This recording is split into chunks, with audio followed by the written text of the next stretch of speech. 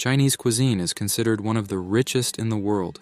Many citizens of this country can consume all kinds of animals and insects that walk, swim, fly, and crawl.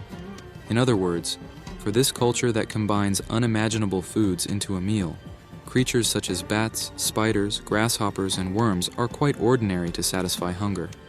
Those who don't know the Chinese and their history might find this strange and think, why do they consume such creatures instead of normal food like us?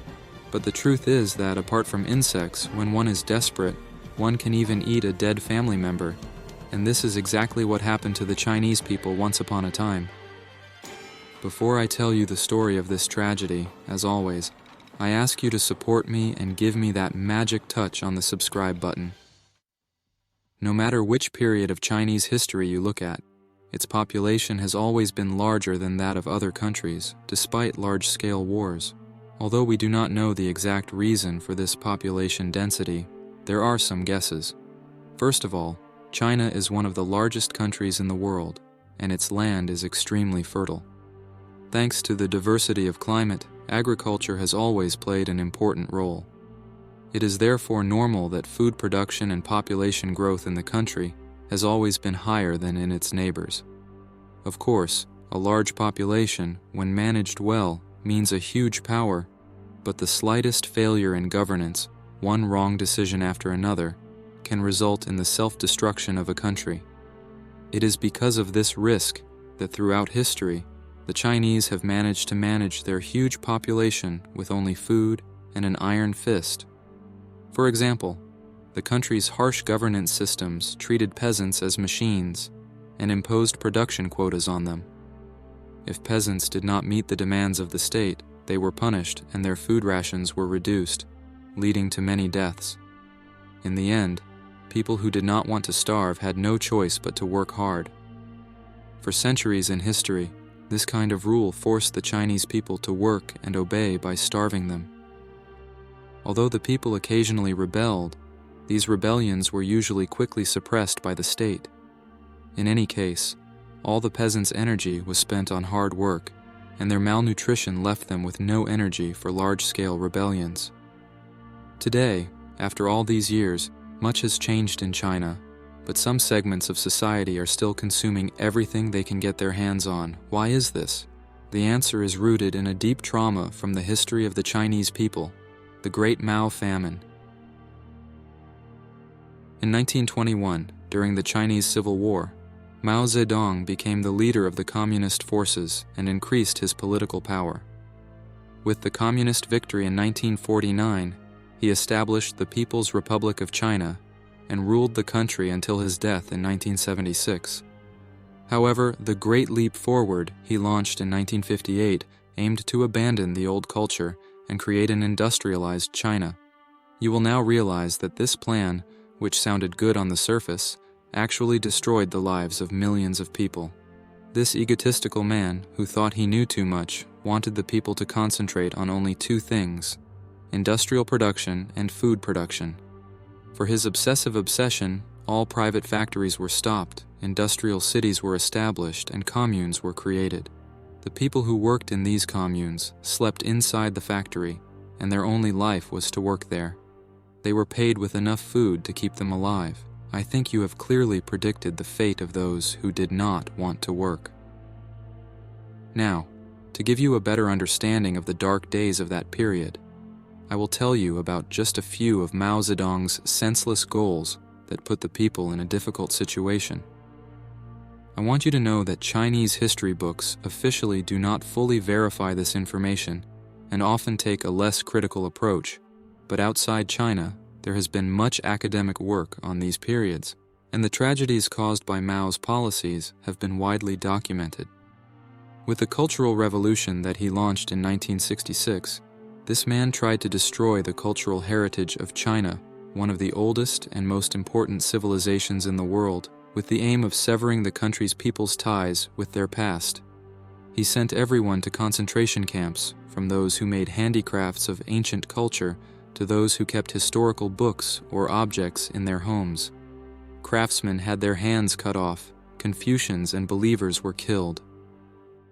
Mao supposedly pursued a policy of modernization in the country, but on the contrary, he did more harm than good to the people.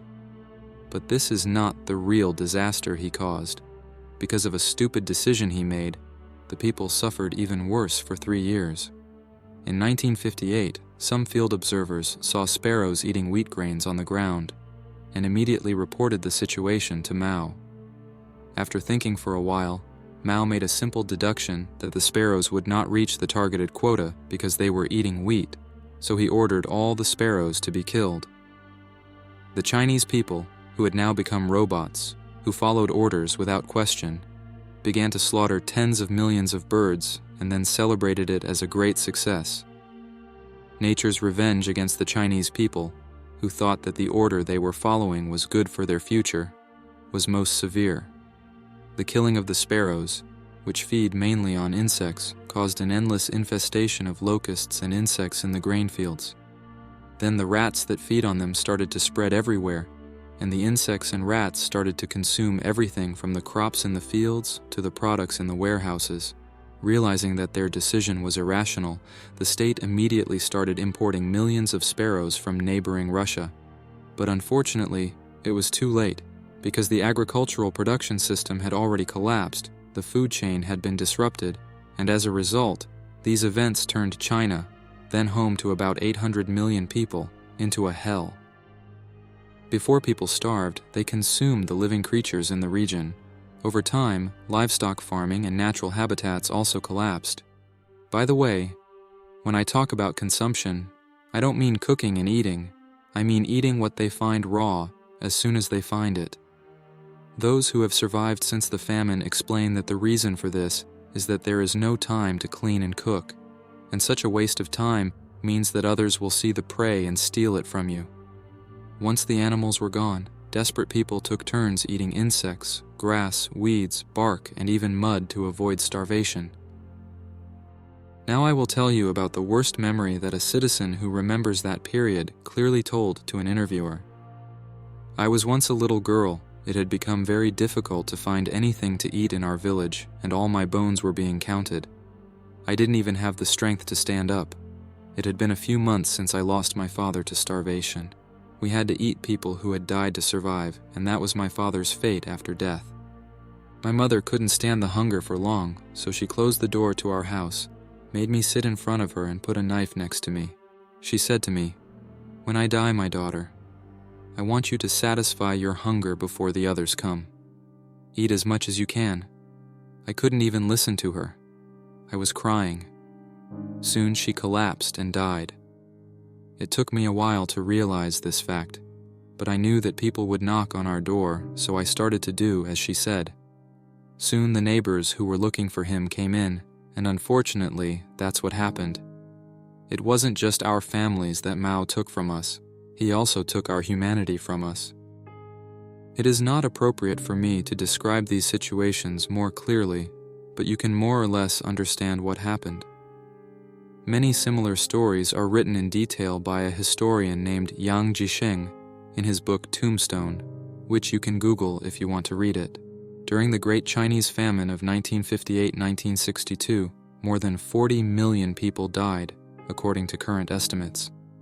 This figure does not even include those who died in labor camps or during the Cultural Revolution. In the years that followed, the effects of the famine were offset both by the deaths of millions, the restoration of ecological balance, and imports.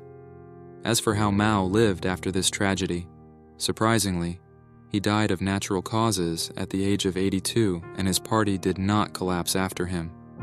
Even today, the regime he established is still in charge of China.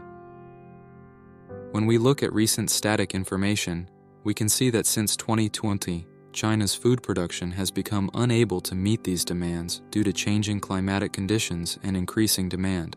Moreover, water shortages have reduced agricultural production. Even if it's not because of the killing of sparrows this time, if these demands become more and more unaffordable, China could go back to the years of famine. How do you think they will find a solution this time? Share your ideas about this in the comments. In the previous famine, The other major omission was the failure of China's leaders to acknowledge the famine and immediately secure foreign food aid.